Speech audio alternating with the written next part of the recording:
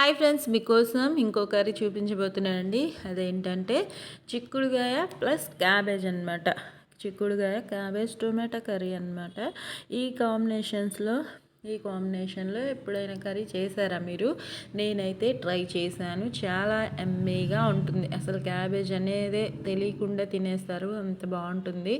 మీరు ట్రై చేయండి కంపల్సరీ. చాలామంది పిల్లలైనా పెద్దవాళ్ళైనా క్యాబేజ్ తినడానికి ఇష్టపడరు కదా. ఈ కాంబినేషన్లో కర్రీ చేసి పెట్టండి, లొట్టలు వేసుకుంటూ తింటారు. నా వీడియో నచ్చితే లైక్ చేయండి. ప్రాసెస్ చూసేద్దామా? ప్రాసెస్ ఇదిగోండి.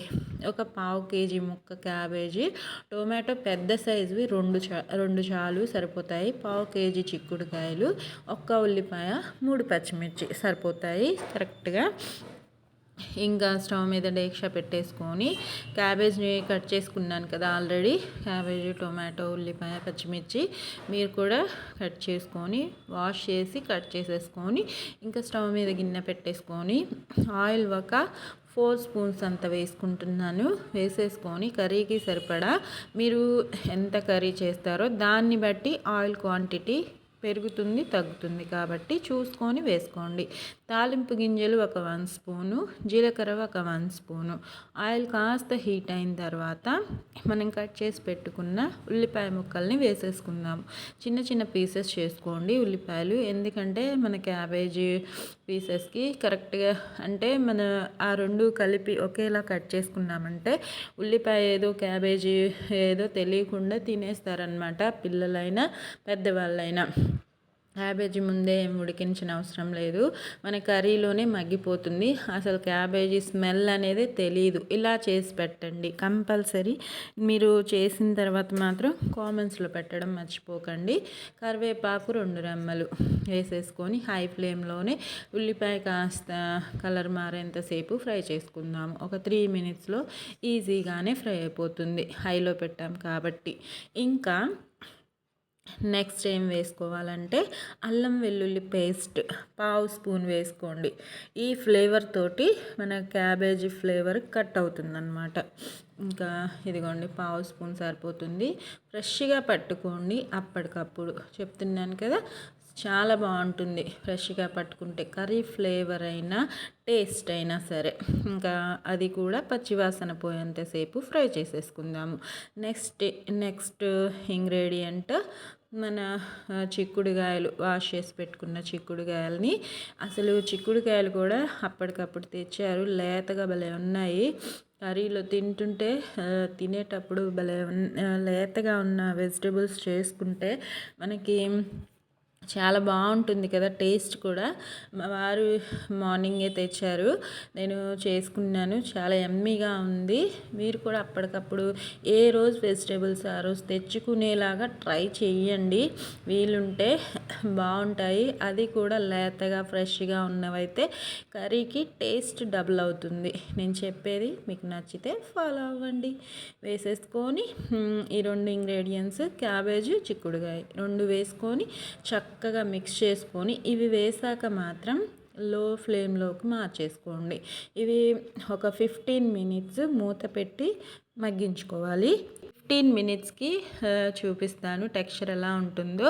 మూత పెట్టి లో ఫ్లేమ్లో మాత్రమే కుక్ చేసుకోండి, అప్పుడు ఈవెన్గా కుక్ అవుతాయి.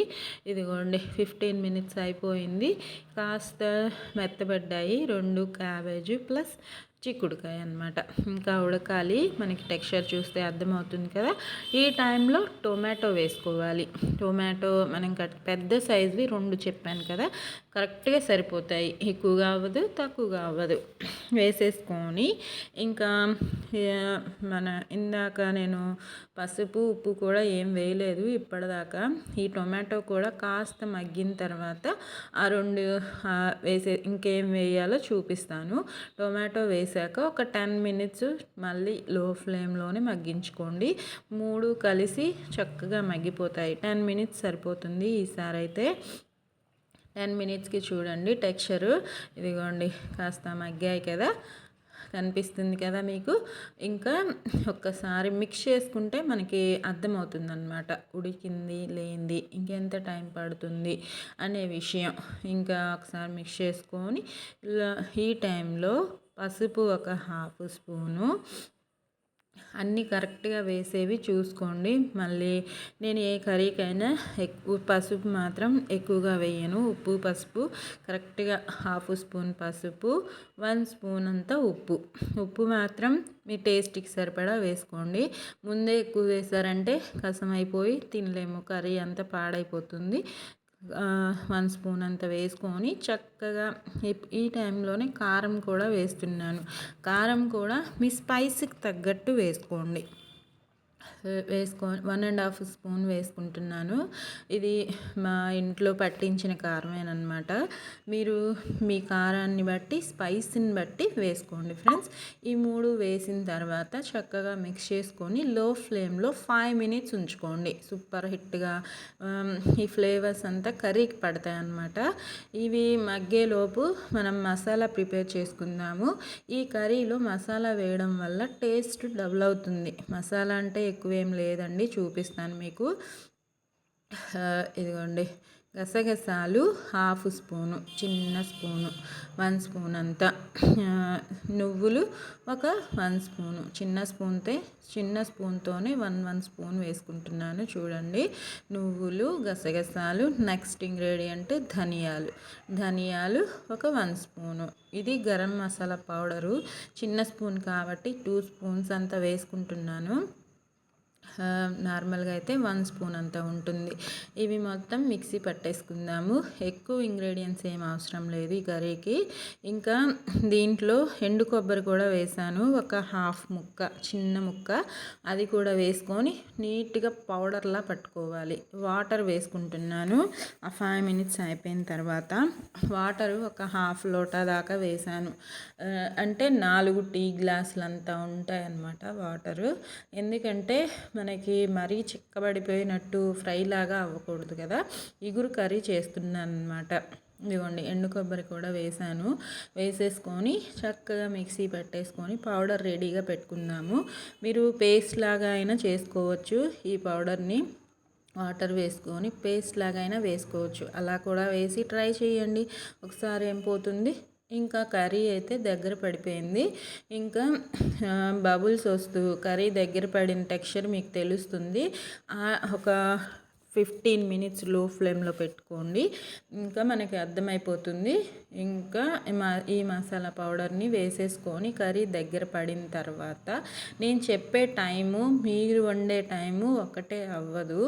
ఎందుకంటే మనం ఫ్లేమ్స్ మారుస్తూ ఉంటాం కాబట్టి దగ్గరే ఉండి చూసుకుంటూ చేసుకోండి. నేను చెప్పిన టైము నా కర్రీకి పట్టిన టైం అన్నమాట.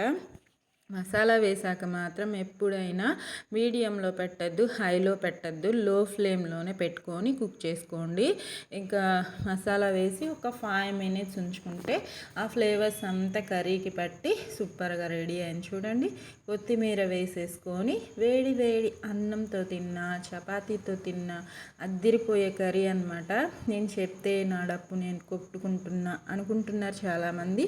మీరు ట్రై చేసి నచ్చితే లైక్ చేయండి, షేర్ చేయండి.